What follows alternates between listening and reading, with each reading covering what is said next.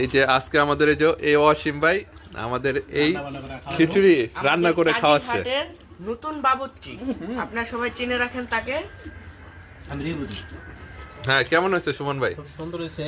আমি যতটা আশা করছিলাম তার থেকে ভালো হয়েছে। আমার ওয়াসিম ভাই যে এত সুন্দর রান্না করতে পারে আগে জানতাম না, বাট মাঝে মাঝে ওয়াসিম ভাই এরকম ভাবে খাওয়ায়, দোয়া করবো আর কি, দিয়া জানি একটা করতে আর একটা করতে পারে। ঠিক আছে, ওয়াসিম ভাই দোয়া রইল সবসময়। কিন্তু খুব সুন্দর হয়েছে খিচুড়িটা। মরিচটা খাইবেন না। ঈশান কিছু বলো। ওইসব কিছু বলো। ওয়াসিম ভাই আজকে তার জীবনে প্রথম রান্না করলো আমাদের জন্য।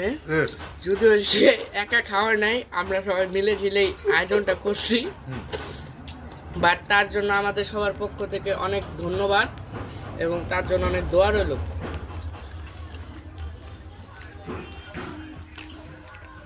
হিমেল ভাই কিছু বলেন ওয়াসিম ভাইয়ের উদ্দেশ্যে।